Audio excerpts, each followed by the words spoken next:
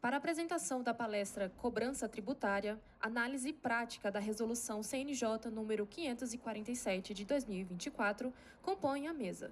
Como mediadora, a juíza do Tribunal de Justiça do Estado do Rio de Janeiro, Kátia Torres, e como palestrante, o juiz federal do Tribunal Regional Federal da 4ª Região, Tiago Scherer. Para a condução dos trabalhos, tem a palavra a doutora Kátia Torres. Boa tarde a todos. Com grande satisfação que damos início a essa segunda parte do nosso evento de hoje. Eu vejo nesse encontro, essa iniciativa do CNJ e mais uma do ministro Barroso, para nós, juízes da execução fiscal, uma grande oportunidade para que a gente possa trocar nossas experiências, não só de conhecimento, também como de gestão, de boas práticas, e que a gente consiga, ao final do dia de hoje, nessa primeira jornada, que eu espero, sinceramente, que seja a primeira de muitas outras, unificarmos nossos entendimentos e que a gente consiga alcançar um caminho menos árduo e mais eficaz para a cobrança do crédito tributário nessa linha que vem sendo implantada agora após a edição da Resolução 547. Queria agradecer a oportunidade de estar aqui hoje na companhia do Dr. Tiago Scherer, do qual eu já sou fã há bastante tempo. Assisto todos os seus vídeos do seu canal, já tenho todos os seus livros e tenho certeza que será uma palestra, como sempre, brilhante. Vou ter que pegar aqui porque, na verdade, a qualificação dele acadêmica é grande. Dr. Tiago Scherer é juiz federal desde 2002, atuante em execuções fiscais desde 2003. Especialista em Direito Tributário pela Universidade Caxias do Sul, mestre em Direito pela Universidade Autônoma de Lisboa, doutorando em Direito na Universidade 9 de Julho, autor de diversos livros sobre execuções fiscais, ex-diretor-geral da Escola da Magistratura Federal, professor palestrante da Escola da Magistratura Federal do Rio Grande do Sul, na Fundação Escola Superior de Direito Tributário, na Tenlem Educação e diversas outras instituições e eventos. A palestra do Dr. Tiago terá aproximadamente 50 minutos e após teremos 30 minutos para debates e formulação de perguntas para quem tem interesse. Com a palavra, Dr. Tiago. Muito obrigado pela gentileza da apresentação. Primeiramente, quero agradecer o gentil convite feito para eu estar com vocês hoje, dizer também da minha imensa honra de estar aqui no CNJ, o juiz que vem lá de Porto Alegre e que desde 2013 está então engajado, não sei como eu não enlouqueci, vários reportaram aqui a insanidade que é a execução fiscal, mas é um assunto realmente da minha paixão e desenvolvo esse assunto, essa paixão em vários ambientes, inclusive esses aí que a doutora Kátia gentilmente reportou. Então, uma imensa honra estar aqui com vocês para tratar alguns assuntos, Quem sou eu na fila do pão para falar sobre a Resolução 547 perante quem trabalhou tão intensamente sobre a elaboração dessa resolução? Eu tenho, claro, inúmeros elogios a este instituto, algumas críticas, claro, mas vamos trabalhar, tentar despertar alguns pontos aqui que nos expliquem um pouco mais sobre a revolução que está acontecendo. E é uma revolução, eu trabalho... agora eu descobri que eu devo falar só mais de 20, não tem que ficar falando 21, 22, 23, a gente começa a entregar muita idade. Mais de 20 anos trabalhando em execução fiscal, o que nos dá um ponto de vista, talvez não aprender um pouquinho, mas no mínimo um testemunho de um tempo em que a execução fiscal, não sei se eu posso usar essa palavra, mas era um depositório de papéis inservíveis, para usar um eufemismo. Um momento que eu sou juiz federal, então o nosso big player é a Fazenda Nacional, que ajuizava sem, digamos, muitos cuidados, sem uma pesquisa prévia a respeito da situação, sobre se aquela empresa existia, sobre se aquela pessoa natural não havia falecido, talvez, sobre a virtual possibilidade daquela execução chegar a algum resultado, que seja pelo menos a citação. Nós temos estatística oficial, encampada pelo CNJ, no sentido de que a citação chega a demorar mais de 5 anos naqueles tipos de processo. E eu fui um juiz que trabalhou desde o tempo do processo físico, seguramente muitos dos colegas também talvez até atue ainda hoje, né, em processos físicos que naturalmente se alongam por demais nesse anexar de documentos, como foi colocado, anexar de documentos e sem um trabalho realmente produtivo. Mas a culpa, digamos assim, né, talvez a culpa não é a melhor palavra, a culpa não é apenas da Procuradoria na talvez má seleção dos créditos, ou no descuido, né, ou na ineficiência da promoção dessas execuções, sem uma cautela verdadeira a respeito de se aquele processo poderia dar em alguma coisa. Né? Um pouco da responsabilidade também é da jurisprudência. Nós temos, é bem verdade, uma lei extremamente benevolente em relação à fazenda pública, né? Nós temos prerrogativas que os senhores bem conhecem, de um título elaborado unilateralmente, que não encontra paralelo no direito processual comum. No processo comum, precisa ter a anuência do executado, né? Num documento, num contrato, numa fatura para executar, ou num título em que ele tenha sido ouvido, né, judicialmente. Uma inicial extremamente simplificada, né? Nem se precisava CPF CNPJ, agora parece que realmente precisa CPF CNPJ, né? Uma obviedade. Desde o nosso tempo, desde 2009, o processo eletrônico tornou, né, o CPF CNPJ indispensável. Então, não se aplica tanto para a nossa realidade da Justiça Federal na 4ª Região, especialmente por conta do EPROC. Mas, abrindo um parênteses, nós temos lá algumas execuções de IPTU, doutora Cátia, IPTU contra o antigo consulado americano que funcionava em Porto Alegre. Foi desativado por muitos anos, voltou a ser ativo e a gente não conseguia executar o consulado. E essas execuções, que diz meu colega de vara, ou elas caminham para serem pagas ou elas caminham para extinção. Elas estavam lá aguardando a prescrição para extinguir esses processos. E não tinha CNPJ. E aí, então, elas serão extintas agora pela falta de CNPJ, né? Não sei se a gente pode vir a cutucar o consulado americano, não vem a bom termo isso hoje em dia. Mas são inúmeras prerrogativas que não precisa nem sequer, por exemplo, um cálculo que diga, afinal de contas, quanto que o Thiago está devendo de IPTU. O nosso diálogo com o executado, com o cidadão, ele é muito precário. É um diálogo que deveria estar pautado numa relação de cooperação, que oxalá isso realmente vingue e frutifique com o novel princípio jurídico-tributário da cooperação, mas nós temos um diálogo que é muito obtuso, em que o executado não tem uma ciência, ele não consegue entender. Uma das questões que mais faz sucesso com meus ouvintes, enfim, quem acompanha meus conteúdos, é como entender uma certidão de dívida ativa. Nós somos iniciados e é extremamente difícil entender uma certidão de dívida ativa, porque não tem uma explicação sobre o que está sendo cobrado. Basta a fundamentação legal, as datas. Isso torna o relacionamento muito complicado. Isso prossegue, se pode fazer penhora até mesmo do estabelecimento, pode substituir a CDA que tiver algum erro formal ou talvez até um recálculo. Então, temos muitas situações, não tem prazo preclusivo para a Fazenda Pública para impulsionar a execução fiscal. Não tem um prazo preclusivo agora, temos um prazo de insucesso da execução fiscal, daquelas de menos de 10 mil, como falaremos, ou a prescrição intercorrente, que foi uma das grandes revoluções que aconteceram na execução fiscal nos últimos anos. Então, é um processo que veio reforçando as prerrogativas da Procuradoria e que, no final das contas, e são palavras do professor Renato Lopes Becho, são prerrogativas que acabaram distorcendo a finalidade dessas prerrogativas. O exequente, meu pai usa essa expressão, o cachimbo entorta a boca. O exequente ficou tão acostumado com esse excesso de prerrogativas, e os exequentes em geral, que acabaram descuidando desses processos.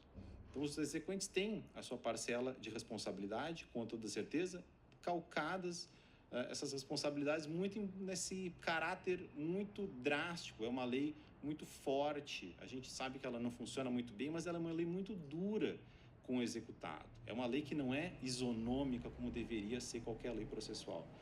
Mas um pouco da responsabilidade é também da própria jurisprudência, ao dispensar, por exemplo, CPF, CNPJ, agora foi reformulado, ao dispensar memória de cálculo, confirmando a validade da lei neste aspecto, dispensando cópia do processo administrativo, como a lei dispôs, todas as situações que a jurisprudência confirmou o poder muito forte da execução fiscal.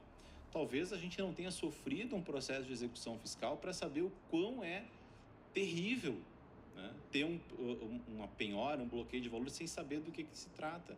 Ou talvez ter atingido um valor empenhorável e quanto tempo leva para eu conseguir fazer um recurso sobre isso, fazer uma petição, contratar um advogado, levar, enquanto que eu tenho despesas a pagar. Então, é um processo que ele tem as suas peculiaridades. E a gente precisa atentar ao papel do juiz nessa execução fiscal. Eu vou tomar a liberdade, o juiz não é cobrador. Eu fiz concurso para juiz. Eu digo se a fazenda pode ou não cobrar. Eu não vou me colocar na posição, muito embora me preocupe com a racionalidade, com a eficiência do processo e louvo as iniciativas que vêm modernizando esse procedimento, o juiz tem um papel equidistante das partes. É uma coisa óbvia, mas a gente vê muitas vezes, e nós somos juízes de execuções, apaixonados pelo assunto, tentando melhorar o que talvez seja uma responsabilidade que é da própria fazenda. Então a gente tem que ter um pouco de consciência mais, e eu faço esse juízo sempre no meu cotidiano, eu sou juiz desse processo. Eu digo se é o oficial de justiça, eu sou coordenador dos oficiais de justiça. Eu digo se o oficial de justiça pode entrar ou não na casa da pessoa. É o juiz que tem essa responsabilidade. É o juiz que vai apertar o enter no sesbajude, sabendo que pode eventualmente penhorar, bloquear um valor indispensável para uma senhora, para um pai de família, que talvez no dia 5 que eu faço uma teimosinha numa pessoa física, vai atingir um valor absolutamente fundamental para a dignidade daquele executado. A gente trabalha na execução fiscal com pessoas, e perdoem o óbvio, que é repetir isso. Mas a jurisprudência, em umas situações, deu uma retroalimentação a esse problema. Quando a gente tentava, né, Donizete, extinguir aquelas execuções prescritas, execuções que já estavam lá fazendo peso na estrutura dos nossos prédios, batia no tribunal, volta, porque não havia regulamentação para isso. Precisou vir uma lei, em 2004, para permitir que o juiz pudesse reconhecer a prescrição ocorrida. A prescrição é causa de extinção do crédito tributário. Se eu promovo uma execução com relação a um crédito tributário, é uma execução, além de nula, é ilegal, inconstitucional. A gente tentava fazer essas extinções, batia no tribunal, voltava. Seguramente colegas também tentaram dessa maneira. Quando a gente precisou vir uma lei em 2004, e meus colegas, então vamos lá, então pegaram até meus modelos, vamos fazer sentença pelo menos para recorrer, vamos ter que gastar papel, era o tema do papel, para tentar derrubar essa sentença.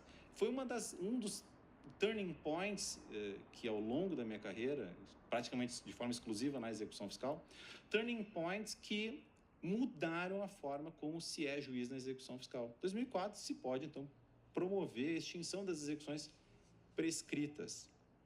Mas, quando a gente tentava, por exemplo, na Fazenda Nacional, que é o nosso caso lá, era o piso exequendo 5 mil, passou a 10 mil. A gente olhava para o acervo de 5 mil, que estava suspenso por desinteresse, sentença de extinção naqueles. Não pode. Chegou a ponto do STJ dizer que essas execuções precisam ficar suspensas. Então, a jurisprudência retroalimentou esse tipo de situação com base na indisponibilidade do interesse público havido naquele tipo de crédito. E a gente bem sabe que o crédito público ele é realmente indisponível e importantíssimo para o funcionamento do nosso Estado, que é um Estado tributário. A gente não podia, então, extinguir execuções fiscais, né, por pequeno valor, por irrisoriedade. Batia no tribunal, voltava, né? Então, é muito bem-vinda esta inovação, né, que veio reformular, como aconteceu em 2004 com a prescrição intercorrente, reformular a forma como as coisas devem acontecer na execução fiscal. As coisas vinham acontecendo na execução fiscal, né, calcadas naquele filtro que, digamos, era uma rede muito... para pegar peixe muito grande, né? Quem estava realmente ativo economicamente, que se importava em ter uma certidão positiva com efeito de negativa, né? Quem se importa em ter certidão positiva com efeito de negativa? Quem se importa em estar excluído ou não ativo no CADIM? É quem está, enfim, precisando fazer negócios, conseguir um financiamento, um contrato, um fomento, uma licitação, né, algum tipo de contrato público. Esse era o filtro em que a Fazenda, na verdade, a Fazenda confiava nesse tipo de filtro pré-processual, que aparentemente não foi um bom filtro, tanto que nós temos esse quadro alarmante desse número incrível de execuções fiscais, que agora está descendo, mas era uma situação realmente dramática. Confiar no CADIM, confiar na CND, confiar nesses mecanismos não funcionou para debelar a crise da execução fiscal. Muito bem, então vem em muito boa hora esta reformulação desse modelo da cobrança tributária. Como eu falei, em 2004 tivemos esse marco importante. Em 2018, eu reputo que seja o segundo marco relevantíssimo da transformação da execução fiscal, quando o STJ tomou a peito a reformulação da prescrição intercorrente. O resto é repetido 1.340.556, que eu canso de repetir lá no meu perfil do Instagram. O STJ, então, olha, não existe uma discricionariedade da Fazenda Pública nem do juiz com relação à manipulação da prescrição intercorrente. Precisamos dar conta desse acervo baixando as execuções que, embora estivessem em movimentação, e muito me perguntam, execuções que estão em tramitação com algum tipo de pedido, algum tipo de diligência, renovação de tentativas de penhora, essas execuções também devem ser extintas pela prescrição intercorrente. Esta foi a segunda grande movimentação. Nós tivemos também o protesto regulamentando. Lembrem que o protesto ele era proibido em termos gerais, né? Para a CDA, passou a ser autorizado a partir de 2012.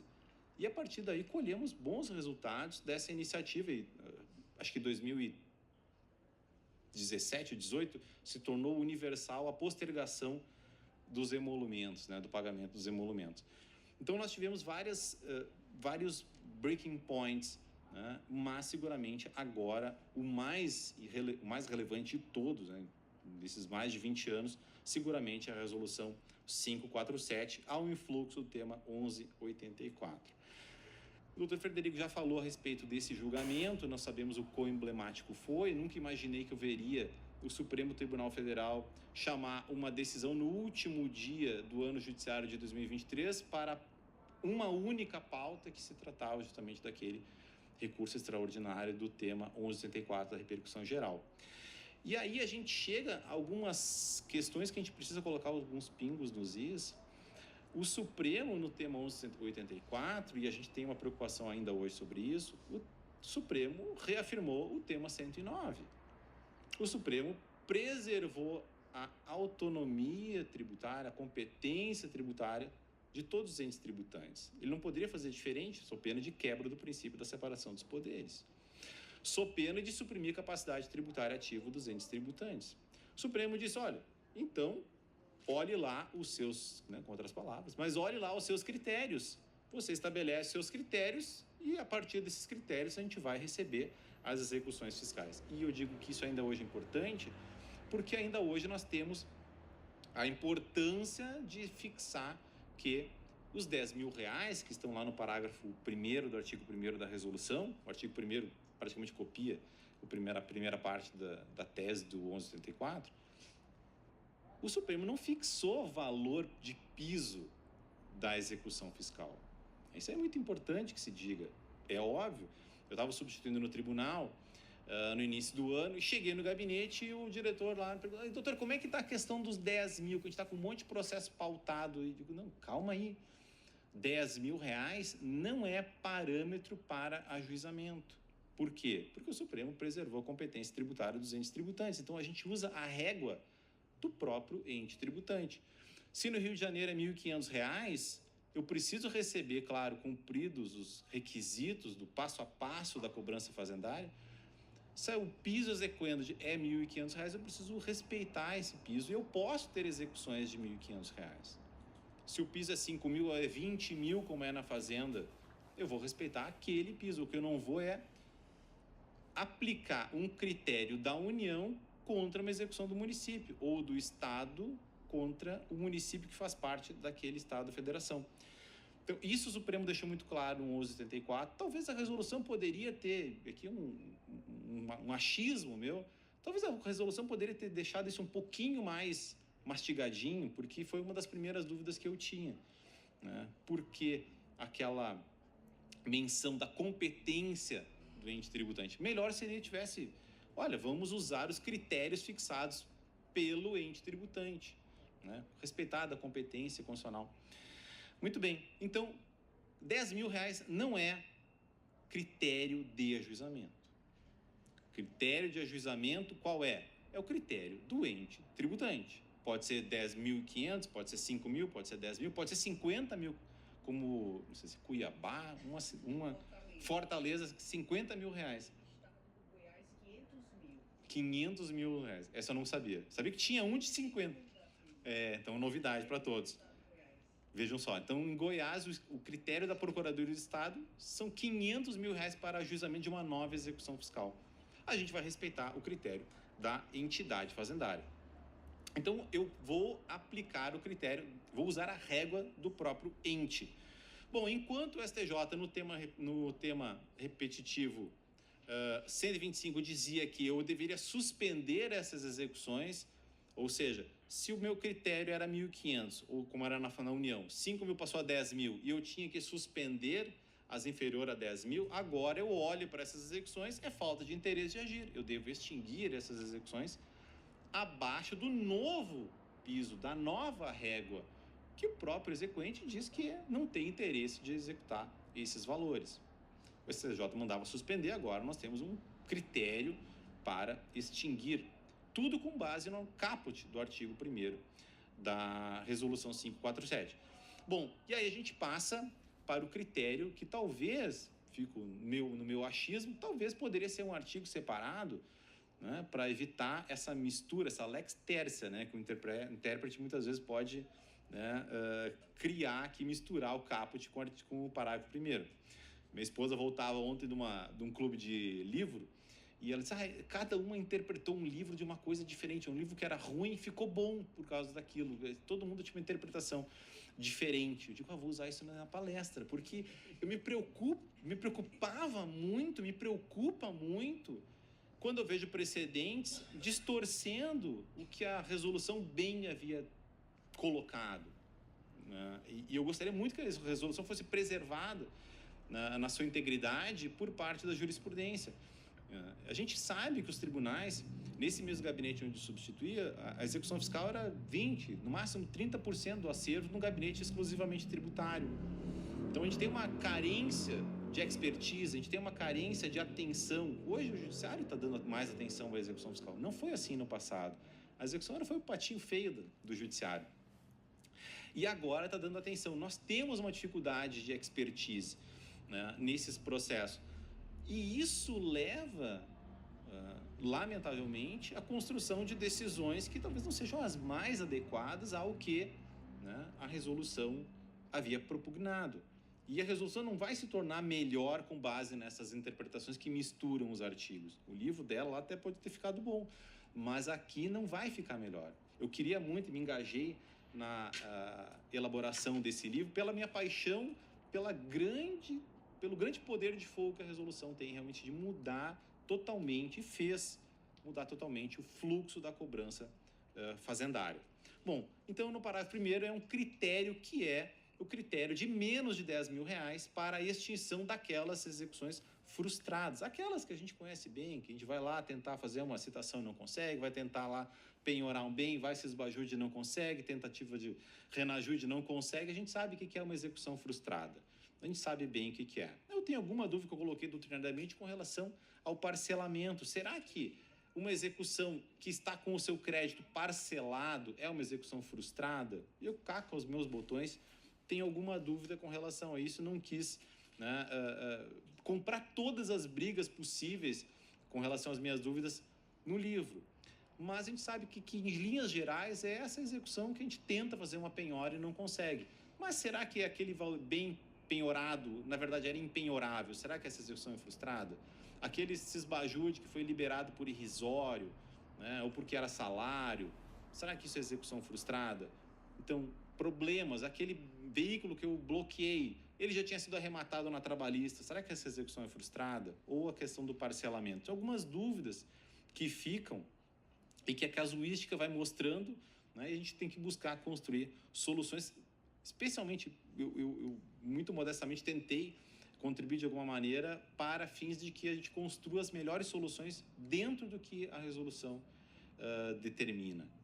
Muito bem, então a gente pode somar execuções fiscais, a gente conhece outra coisa muito bem, né? Eu tenho umas brincadeiras lá com meus seguidores, né? Tem essa brincadeira a gente traz, né, o executado em 3 dias, o milagre do aparecimento do executado, né? E outra brincadeira que eu uso lá com os seguidores é que a desgraça nunca vem sozinha. É dificílimo o cara ter apenas uma execução fiscal. É muito difícil. Isso aí é um iluminado, né?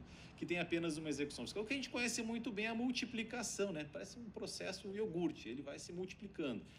E a gente sabe que os processos eles devem ser apensados, o artigo 28 traz, a súmula 515 do STJ também o faz, de buscar racionalizar esses processos.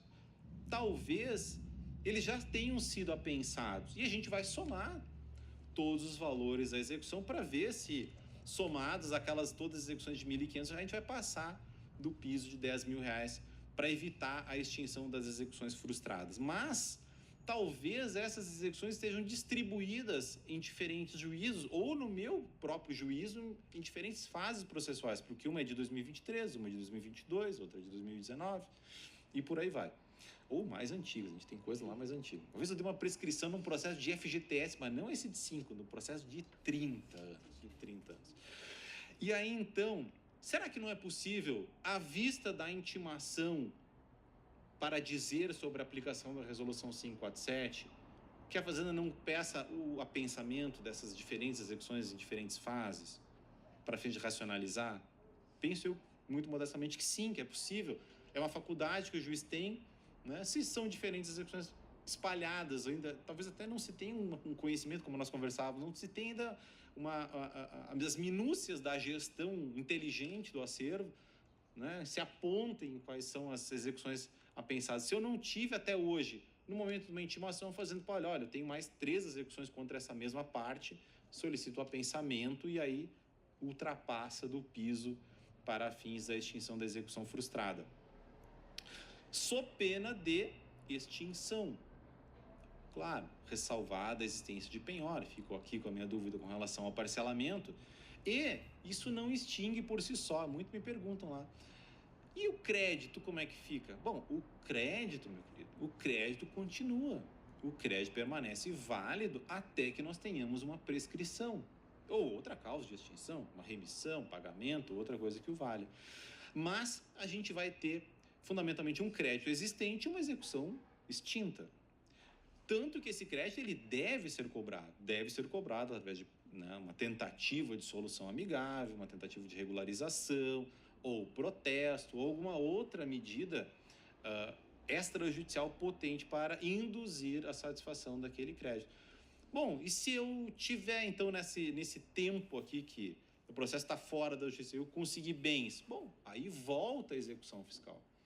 Ela é possível, né, ressalvados os critérios do próprio ente, né, eu preciso observar o critério do ajuizamento, ela pode ser reproposta, desde que o exequente cumpra aquele devido processo administrativo de cobrança fazendária.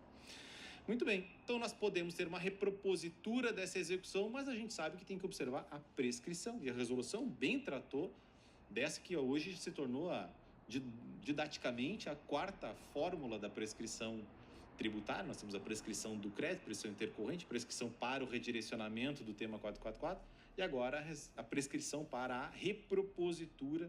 Tomara que a gente não tenha que aplicar essa prescrição, né? Tomara que a coisa se resolva de outra maneira. Mas nós temos a regulamentação de como se vai contar essa prescrição para a repropositura.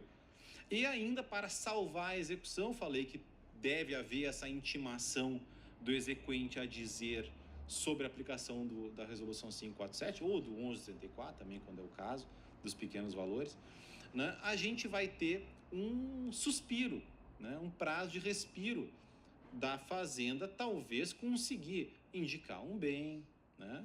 Trazer a solução para essa execução fiscal, sob pena de sentença, como todos nós sabemos bem, está sendo aplicada. Nós tivemos a resolução 617, trazendo o artigo 1º-A, com a exigência de CPF CNPJ, em muito bom tempo, né? Inclusive a gente pode analisar isso agora justamente no despacho inicial da execução fiscal, e isso se aplica, como a gente sabe agora, para qualquer valor. Essa é uma das grandes questões que a gente entra agora na nova cobrança fazendária. A resolução 547, ela veio debelando essa crise, né, dessas execuções infrutíferas, mas ela avançou além do tema 1184 para tratar do novo fluxo da cobrança fazendária. E essa nova execução fiscal, essa nova cobrança, né, se tornou uma cobrança sui generis. Ela se tornou uma cobrança desconcentrada, uma cobrança que se aplica para todos os créditos. Essa é uma outra dúvida que muito me perguntam, né? Se aplica para grandes valores o artigo 2º e 3º? Com toda certeza. Execução de 10 milhões de reais precisa ter a tentativa de solução amigável? Positivo, precisa ter. A Fazenda Nacional, e vamos louvar as transformações pelas quais a Fazenda Nacional teve de forma intestina, né? Enquanto no passado era aquele depositório de papéis inservíveis, veio em 2016, foi um ano muito emblemático, no RDCC, meu colega estava no tribunal, voltou no tribunal e dividiu o trabalho pela metade. A gente ganhou uma verbinha de não sei do que, meu salário aumentou. Foi um ano mágico e meu trabalho caiu pela metade. 2016 foi um ano mágico com o RDCC. Tem que aplaudir a revolução que aconteceu de uma transformação vinda da própria carreira, né? Foram os próprios procuradores que reformularam isso, não foi de cima para baixo. Então, é muito bonito testemunhar isso acontecendo.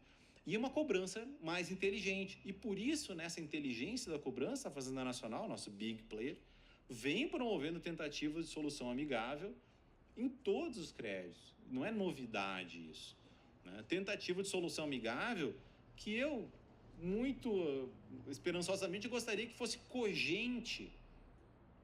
Mas a resolução, eu sei que foi o possível, o ótimo, o inimigo do bom, né? Talvez não fosse o momento certo ainda para avançar mais, para dar um passo a mais, ou seriam vários passos a mais, mas a resolução já instituiu a necessidade de uma tentativa de solução amigável, que reformulou por completo. Imaginem só, até bem poucos dias atrás, pegava a certidão de dívida ativa e esperava milagrosamente que, depositando aquilo no judiciário, o milagre acontecesse. Às vezes a gente consegue fazer um milagre, às vezes a gente consegue.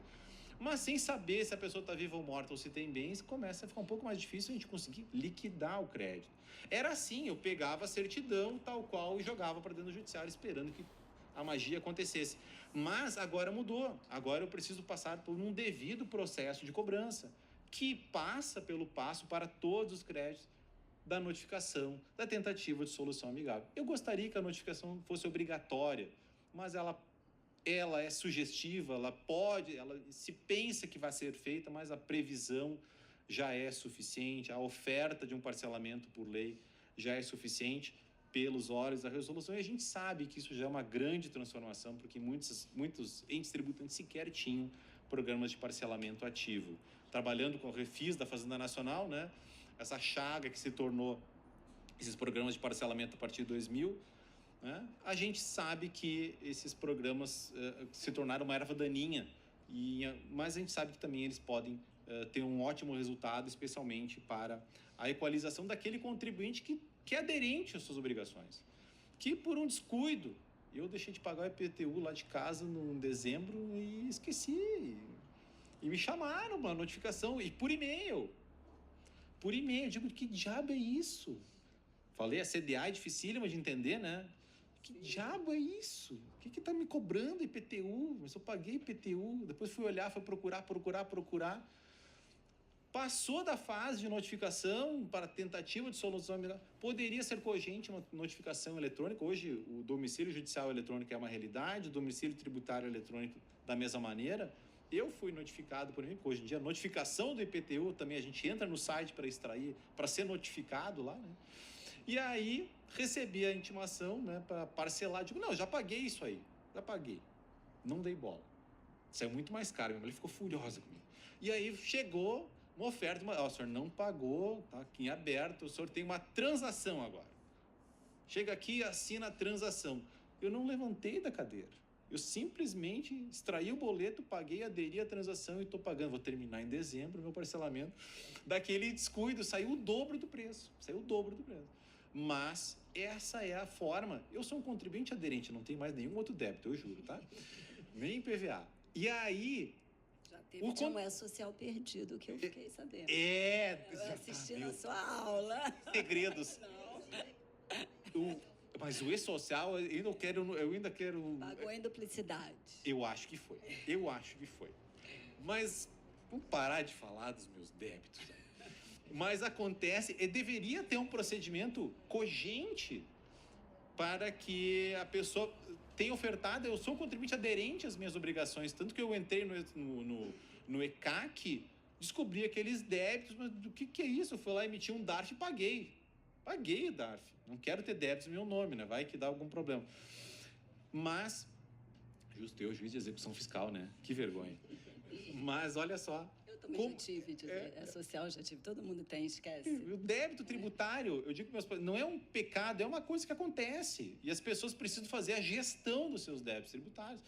O débito tributário descontrolado, esse aí poderia ser um débito tributário descontrolado, ia lá para protesto. Ia ficar muito pior para mim. É um débito tributário descontrolado. O débito tributário controlado, tá ok, estou usando as ferramentas que o ordenamento me oportuniza para gerir aquele débito. Parcelar, pagar com desconto, talvez discutir, impugnar, talvez conseguir uma liminar. São as coisas, tá tudo dentro das regras do jogo. Né? Não comprei cripto para fugir com o meu imóvel, tá lá para ser penhorado.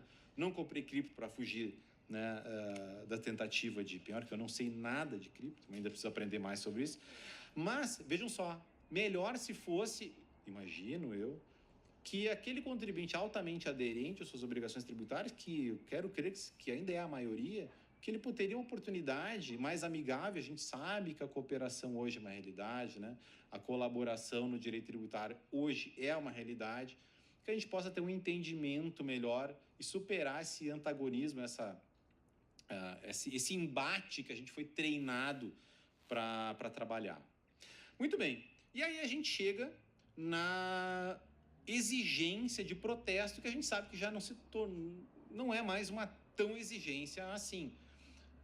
Claro, então, primeiro, tentativa de solução amigável, como o 1134 propôs, e depois protesto se não houver nenhuma solução amigável, nenhum tipo de solução consensual, que poderiam ser diversas.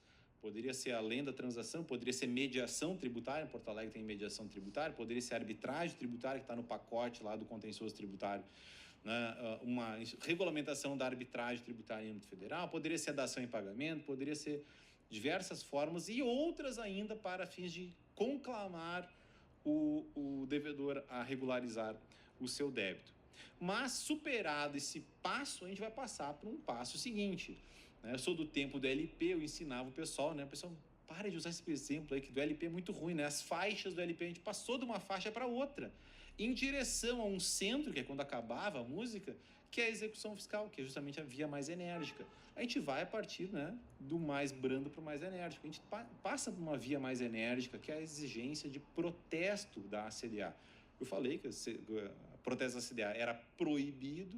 Em 2012 nasceu minha filha, se tornou facultativo e hoje o protesto é obrigatório. A gente viveu para ver isso. Protesto se tornou obrigatório. E meus amigos que são tabeliões de protesto não estão loucos de felizes com o protesto da CDA, porque a gente sabe que o pagamento é postergado, enquanto de um crédito privado, talvez o adimplemento seja maior, do tributário é um pouco mais baixo do que o privado. Mas o protesto, posto ser obrigatório, pode ser substituído por outras medidas potencialmente aptas para induzir a conformidade tributária. Eu teria mais medo do protesto, mas a averbação pré-executória é bastante ruim também. Quem é que vai comprar um bem que tem uma averbação pré-executória com risco de incorrer numa fraude de execução fiscal? Ninguém. Mesma coisa, o arrolamento. Não retira a disponibilidade do bem. A gente sabe que a averbação pré-executória não retira a disponibilidade. Mas quem vai comprar um bem dessa forma? Cadastro autônomo em repositórios lá de inadimplentes. É uma medida, a gente sabe que para a negativação ou positivação, como queiram, precisa haver uma notificação prévia, que pode ser por meio eletrônico. O STJ acabou de decidir que essa notificação pode ser por meio eletrônico. Isso se aplica muito bem ao tributário. A gente conversava. Essas ferramentas que vão muito bem no privado, a gente tem que incorporar para o tributário também. Então, negativação em cadastro de inadimplentes, sem que haja nisso sancionamento político, não é nada desse tipo. É uma realidade que também se aplica no tributário. Ou ainda a pronta indicação de bens. Doutora Cátia, juíza dos processos de IPTU, sabe que quando a fazenda indica prontamente um bem à penhora, pode haver aquela penhora e talvez seja uma penhora excessiva. No meu caso, a penhora do meu imóvel seria uma penhora excessiva. Precisa fazer, muito me pergunto, precisa fazer a penhora do próprio imóvel? Não. A gente cansa, a gente tem execução de IPTU, a gente cansa de fazer cisbajude nas execuções de IPTU. Claro, é uma medida mais adequada para satisfazer aquele crédito se o executado não aparece, e todos acabam deixando de lado aquela citação, ou se perde aquela citação, a correspondência não é achada, chega muito tarde nas mãos dele, ou, enfim, as coisas mais variadas acontecem, ele vai amanhecer com as contas bloqueadas e acontece, então, o milagre do aparecimento do executado. Ele vem lá, com o que ele vem, doutora Cátia? Com o que vem o executado no dia que ele sabe que tem o cisbajude feito na conta dele? Vai lá e parcela o dito do débito e quer a liberação do cisbajude. E nós não podemos dar. Requeiro a liberação do bloqueio cisbajude em virtude do parcelamento. Então, é uma situação extremamente frequente. Se tivesse atentado à prescrição, falei da gestão do passivo, Uma gestão inteligente preserva danos que são até maiores do que o próprio valor do débito tributário. Muito bem. Eu vou deixar para o final aqui a questão do CADIM. Tá? Eu, particularmente, me liberaram para, enfim, abrir arestas aqui, Mas eu, particularmente, não gostei muito do suprimento. Está acontecendo, tá? Já avisos iniciais com relação ao CADIM. Está aqui inscrito no CADIM, suprido o protesto, e então está liberada a execução. A experiência que nós temos sobre o CADIM, eu não me recomenda que o CADIM teria a mesma potencialidade que o protesto para fins de satisfazer aquele crédito, ou para induzir o adimplemento, certo? Eu, particularmente, penso, mas eu fico imaginando que as razões foram outras e que se tornou indispensável adotar o cadastramento no CADIM como uma via alternativa ao protesto, talvez pela praticidade, talvez pelo custo, talvez pela deficiência da administração em fazer outras coisas. A gente sabe que a administração tem deficiências, as execuções do município de Rio de Janeiro, capital, tem uma realidade, um poderio econômico muito diferente da minha cidade natal, Lajeado, que sofreu duramente com as enchentes. Será que Lajeado teria, lá no interior do Rio Grande do Sul, será que teria todas as condições para fazer esse rito, esse passo a passo, notificar o seu devedor tributário, por via eletrônica, preferencialmente, para que ele adira a um parcelamento ou uma transação, como Porto Alegre fez? Talvez não teria essa condição. Talvez no futuro vá ter um sistema nacional unificado de gestão da dívida ativa, oxalá que seja, né? Que vai facilitar, vai impulsionar a arrecadação tributária desses entes. A gente sabe que os tribunais de contas tentam ajudar essas municipalidades porque tem muitas carências. Eles nos falam, eu não sei se isso aqui está pago, eu não sei se isso aqui está prescrito, eu não sei se tem uma nulidade nesse processo, talvez eu não sei nem se tem uma ação ordinária com relação a esse débito. Então, essa deficiência, e a gente vê na jurisprudência sobre dano tributário, um resultado dessas deficiências que a administração muitas vezes enfrenta, né? De não conhecer o seu devedor, de não conhecer, às vezes, até o mesmo seu próprio crédito, porque confia, não como a Serpro, que é uma instituição, um sistema altamente estável. No tempo que eu era estagiário na Fazenda, já era a Serpro, que geria a dívida ativa, né? E faz isso do milênio passado. Os municípios talvez não tenham um sistema estável que atravesse décadas e que faça a gestão inteligente dos seus créditos para saber o que está pago, está parcelado e os parcelamentos com os seus valores imputados, né? Talvez não seja uma realidade em todos os municípios, e aqui a gente está tratando de toda a dívida ativa do Brasil. Muitos, né? Não têm. Muitos não têm. E a gente vê a jurisprudência sobre dano tributário no STJ. O STJ tratando, estou trabalhando a minha tese sobre isso também, o STJ com inúmeros julgados sobre bloqueios indevidos, bloqueios reiterados de débitos que estavam pagos, já prescritos ou com nulidades evidentes que a própria Procuradoria, pela autotutela, deveria ter feito o controle. Então, tem um pouco de dúvidas ainda com relação a isso. Talvez, no futuro, isso a gente vá ter debelado. E, para encerrar agora mesmo, é a questão da prova do protesto. A gente falava, eu particularmente não estou exigindo a prova do protesto como condição no livro, eu deixei isso entreaberto, porque eu tinha dúvidas sobre a necessidade de prova ou do termo de protesto, a certidão do protesto, como condição para o ajuizamento da execução fiscal. Muitos colegas meus começaram a exigir esse tipo de documento adicional. É uma quebra de paradigma, porque a gente foi treinado para confiar única e exclusivamente na certidão da dívida ativa, potente por si só para induzir a execução, a todo tipo de cobrança, inclusive na via administrativa. Será que a gente deveria exigir termo de protesto? E alguns colegas meus, a gente conversou na vara lá, né, meu colega, mas alguns colegas começaram a exigir. Eu digo, é sério que tu vai entrar nessa briga, né? É sério. Entrar nessa briga e aí se enredou porque a Procuradoria entra com declaratórios, ele rejeita os declaratórios, e aí vai com agravo do instrumento, e aí... Mas é sério que vai te expor a uma adesão do tribunal? É sério isso? Não dá. Infelizmente não dá. Porque pode vir as coisas mais variadas possíveis. E eu gostaria que a jurisprudência do tribunal fosse talvez mais consentânea ao que a própria resolução propugna. Mas eu não gostaria de me expor, né, expor a minha jurisdição a esses riscos de flutuações que talvez não sejam as mais adequadas para os objetivos do CNJ, que eu encerro aplaudindo, parabenizo toda a equipe, né? É um momento emblemático para quem atua e para quem é apaixonado pela matéria, e oxalá que a gente tenha mais resultados desses, e eu quero me engajar nesses projetos tão bacanas de melhorar não só apenas a vida do judiciário, mas a vida da população, que no final das contas é o que importa. Muito obrigado.